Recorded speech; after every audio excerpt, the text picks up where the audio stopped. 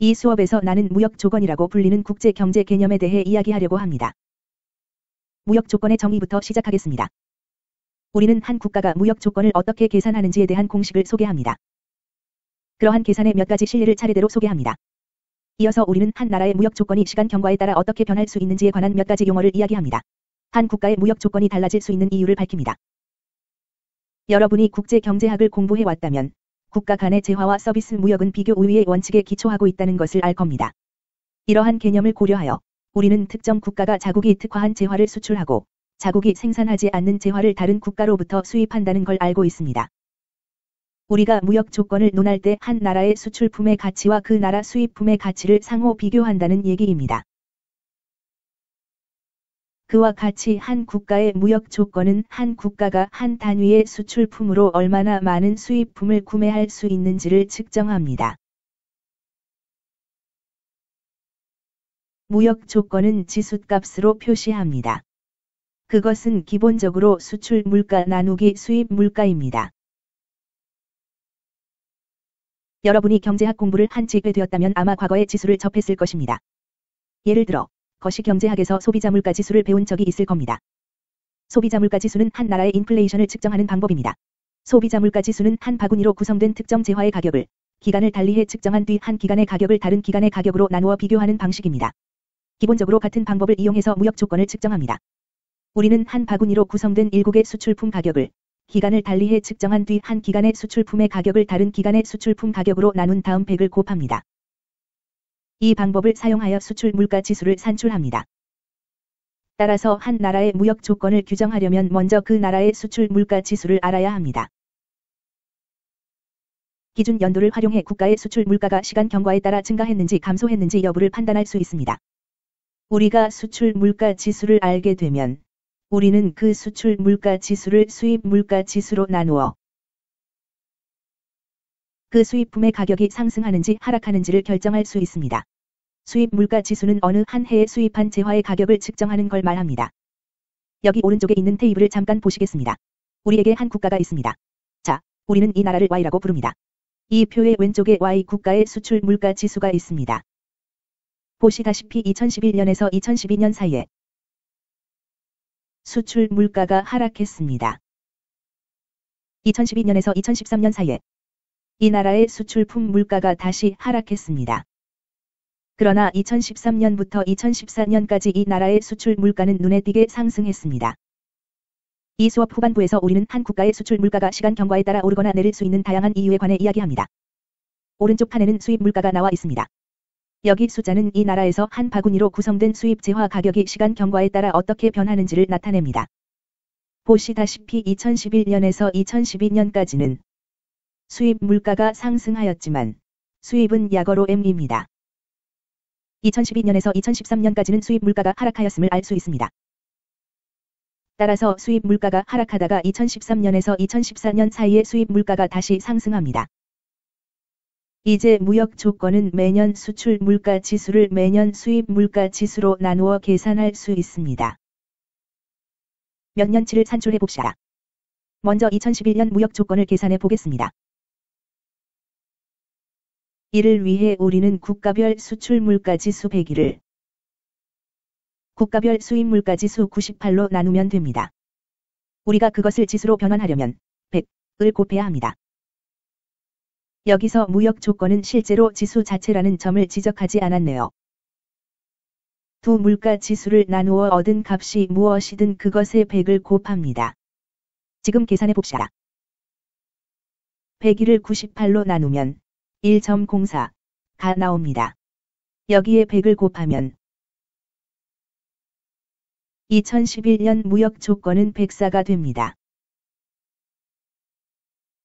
우리는 이 값을 해석할 때 Y 국가의 2011년 무역 조건이 유리했다고 말할 수 있습니다.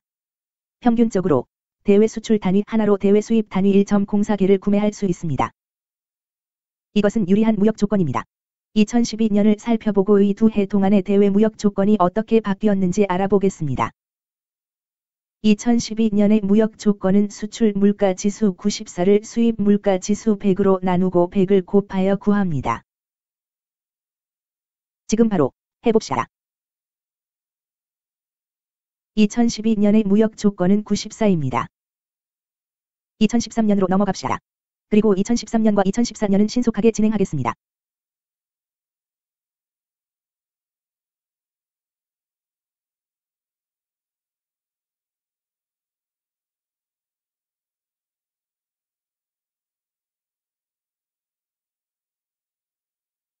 나는 여기서 숫자를 정수에 가장 가까운 수로 반올림했습니다. 우리가 확보한 여러 값은 2011년에서 2014년 사이의 대외 무역 조건의 변화를 나타내는 값입니다. 이 숫자들을 간단히 분석해 보겠습니다. 우리는 세계 다른 지역과의 대외 무역에서 정확히 어떤 일이 벌어지는지 확인할 수 있습니다. 2011년에서 2012년 사이에 보시다시피 대외 무역 조건이 소위 악화했습니다. 이것은 수출 물가가 수입 물가보다 하락했다는 뜻입니다.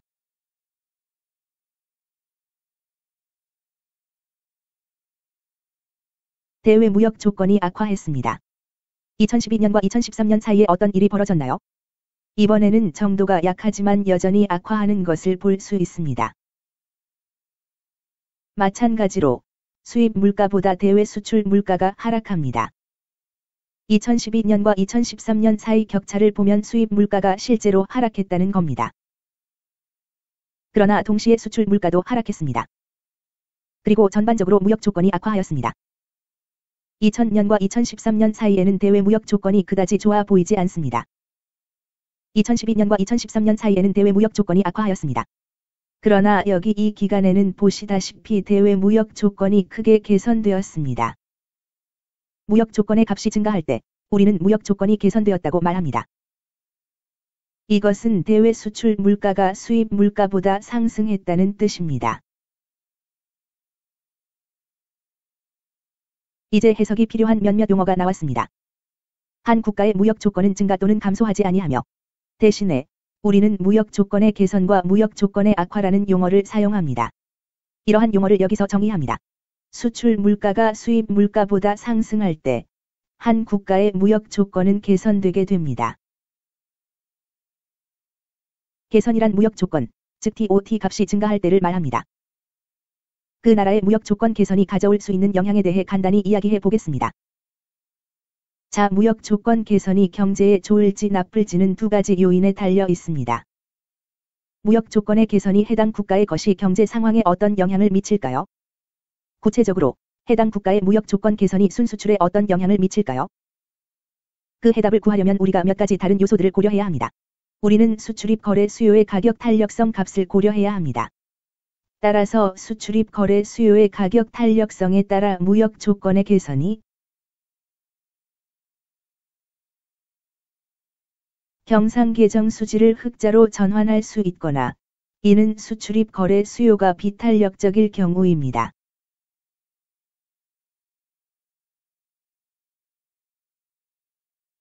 적자로 전환할 수 있습니다. 수출입 거래 수요가 탄력적일 경우입니다. 자, 한 걸음 물러서서 봅시다. 수출입 거래 수요의 가격 탄력성은 무역 조건 개선이 국가 경상계정 수지에 미치는 영향과 어떤 상관관계가 있나요? 여러분이 이전 단원에서 이미 배웠듯이 경상계정 수지는 기본적으로 순수출을 의미합니다. 본질적으로 우리가 여기서 주장하는 것은 한 국가의 순수출이 증가하는 유일한 경우는, 즉 경상계정 수지가 흑자로 전환되는 유일한 경우는 해당 국가의 수출품 물가가 높아져도 외국 소비자들의 해당 재화 구매 의지를 크게 꺾어 놓지 못할 경우만 가능하다는 겁니다. 그래서 만약 외국의 재화 수요가 비탄력적이면 수출 물가가 수입 물가보다 높더라도 해외 소비를 억제하지 못합니다. 실제로 외국인의 수출품 소비 지출액이 증가하여 수출국의 경상계정 수지 흑자를 불러올 수 있습니다. 이와 동시에 수입 물가가 수출 물가보다 하락할 때 이 저렴해진 수입품에 대한 수요가 상대적으로 비탄력적이라면 수입 재화를 찾는 국내 소비자들의 수요량이 많이 증가하지 않을 겁니다. 수입 증가 폭이 수입 물가 하락 폭보다 작다면 국내 소비자의 수입품 소비 지출은 감소할 겁니다. 동시에 자국 수출품에 대한 외국 소비자의 소비 지출은 증가하여 자국 경상계정 수지의 개선을 불러오고 경상수지 흑자로 옮겨갈 겁니다. 한편 수출입 거래 수요가 탄력적이라면 순수출이 감소하면서 해당 국가의 무역 조건의 개선은 실제로 경상수지 적자로 옮겨갈 수 있습니다. 외국 소비자들은 반응성이 높아져서 수출 물가가 상승함에 따라 그들의 수출품 소비량이 현저하게 줄어듭니다. 무역 조건의 개선이 해당 국가의 순수출과 총수요에 자동으로 도움이 되지 않는다는 점에 주목할 필요가 있습니다. 이것은 개선이라는 단어에서 유추되는 것과는 사뭇 다른 결론입니다. 경상개정 수지 개선 여부는 수출입 수요가 비탄력적이냐 탄력적이냐에 달려 있습니다. 마찬가지로 그 나라의 무역 조건이 악화된다고 해서 반드시 그 나라의 해가 되는 것은 아닙니다. 먼저 무역 조건의 악화를 정의합시다. 무역 조건의 악화는 수출 물가가 수입 물가보다 하락하고 있을 때를 말합니다. 무역 조건의 값이 감소할 때 무역 조건 악화가 발생합니다. 이제 무역 조건의 악화가 국가 경제에 미칠 영향에 대해 간략하게 설명하겠습니다. 자, 여기서도 다시 한번 우리는 수요의 가격 탄력성을 고려해야 합니다. 따라서 수출입 거래 수요의 가격 탄력성에 따라 무역 조건의 악화가 경상개정 수지를, 다시 말해서 순수출을 흑자로 전환할 수 있거나 수요가 탄력적일 경우입니다. 반대로 적자로 전환할 수 있습니다. 수요가 탄력적이지 않을 경우입니다. 그 나라의 수출 물가가 수입 물가보다 하락할 경우 외국인들이 현재 더 저렴해진 수출품에 대해 강하게 반응할 테니 이는 그 나라의 편익이 될 수 있습니다. 따라서 수요가 탄력적이라면 경상개정 수지는 흑자로 전환될 수 있습니다. 그 나라의 수출 물가가 조금만 내려도 외국 소비자들이 찾는 수요량이 많이 증가할 수 있기 때문입니다. 그와 동시에 수입 물가가 수출 물가보다 상승하는데 수요가 탄력적이면 국내 수입품 수요는 해당 수입품 물가 상승폭보다 더 큰 폭으로 감소할 겁니다. 따라서 이러한 상황에서 수요가 탄력적이라면 무역 조건의 악화는 실제로 그 나라의 경상수지와 순수출을 플러스로 만들 수 있습니다. 반면에 만약 수요가 비탄력적인데 수출 물가가 하락한다면 외국인들은 해당 수출에 대한 소비를 크게 늘리는 식으로 반응하지 않을 겁니다. 그래서 실제로 비탄력적인 수요와 무역 조건의 악화로 인해 해당 국가의 경상개정 수지와 순수출의 적자를 초래할 수 있습니다. 따라서 흑백 논리가 성립되지 않습니다. 무역 조건 개선이 반드시 해당 국가에 항상 유익한 것은 아니며 무역 조건 악화가 반드시 해당 국가에 항상 해로운 것을 의미하지는 않습니다. 이는 국가의 무역 조건 변화에 따른 영향을 평가하거나 분석할 때 매우 중요한 대목입니다. 무역 조건 개선이 실제로 그 나라의 산출량 수준을 개선하는 경우는 해당 국가의 재화에 대한 수요가 외국 소비자 사이에서 비탄력적이고 수입품에 대한 수요가 국내 소비자 사이에서 비탄력적일 때에만 해당합니다. 한 나라의 무역 조건 악화가 실제로 그 나라의 총수요 수준을 개선하는 경우는 그 나라의 수출품에 대한 외국 소비자들의 수요가 탄력적이고 수입품에 대한 국내 소비자들의 수요가 탄력적일 때에만 해당합니다. 반면에 무역 조건의 악화가 경상개정 수지를 악화하는 경우는 외국인들이 해당 국가 수출품의 낮아진 가격에 큰 반응을 보이지 않거나 국내 소비자들이 높아진 수입품 가격에 큰 반응을 보이지 않을 때만 해당합니다.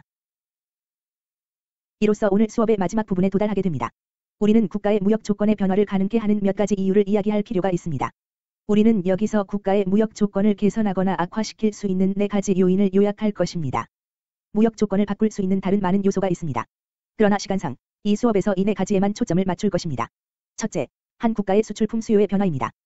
우리는 이 상황의 일면만을 살펴볼 것입니다. 일국의 수출품에 대한 수요가 증가하면 그 수출품의 가격은 상승하고 무역 조건은 개선됩니다. 이는 자연스럽게 해당 국가의 총수요를 증가시킵니다. 반면 수출품에 대한 외국인 수요가 감소하면 수요 공급의 법칙에 따라 수출 물가가 하락하고 무역 조건이 악화할 겁니다. 한 나라의 수출품 공급의 변화도 역시 해당 국가의 무역 조건에 영향을 미칠 수 있습니다. 한 국가의 산출물 공급이, 다시 말해 거시경제학 개념인 단기 총공급이 증가할 수 있는 이유는 생산성 향상 또는 생산 비용이 감소했기 때문인데 그에 따라 무역 조건이 악화할 수 있습니다. 그러나 이러한 상황에서 무역 조건의 악화는 실제로 그 나라에 유리하게 작용할 수 있습니다. 낮은 수출 물가는 국내 생산성 향상과 국내 경제 성장의 결과이기 때문에 이러한 무역 조건 악화는 사실 국가 산출량 확대와 국민 소득의 증가를 수반할 겁니다. 반면에 에너지 가격이 상승하거나 노동조합의 힘이 강해지거나 최저임금의 인상으로 인한 음의 공급 충격이 발생한다면 음의 공급 충격은 비용 인플레이션으로 인한 국내 물가의 상승을 초래하고 이는 무역 조건의 개선을 초래할 겁니다. 이 경우 무역 조건의 개선은 사실상 국가에 불리하게 작용할 수 있습니다. 왜냐하면 마이너스 산출과 국내 인플레이션 상승을 수반하기 때문입니다. 거듭 말씀드리지만 무역 조건의 개선 및 악화는 흑백 논리가 성립되지 않습니다. 무역 조건의 변화가 국가 전체에 좋을지 나쁠지를 결정하기 전에 우리는 무역 조건의 변화를 초래하는 환경을 먼저 살펴보아야 합니다. 국가의 무역 조건의 변화를 야기하는 외부 요인이 있을 수 있습니다. 예를 들어 한 국가가 1차 상품 수출국인 경우 그 나라에서 생산하는 1차 상품 가격이 세계 경제 활동 수준에 따라 세계 시장에서 요동치기 때문에 무역 조건에서 엄청난 파동을 경험할 수 있습니다.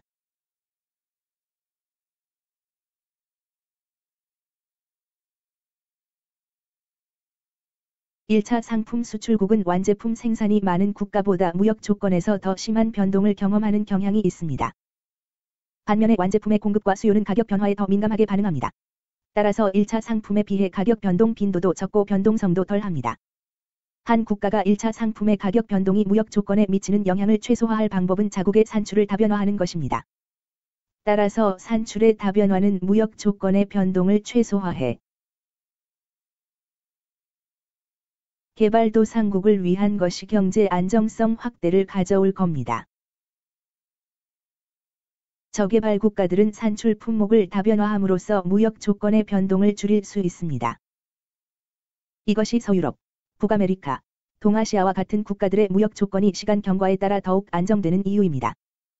그들 국가는 1차 상품을 수출하는 브라질, 러시아 및 중동 국가와 비교할 때 매우 광범위한 상품을 수출합니다.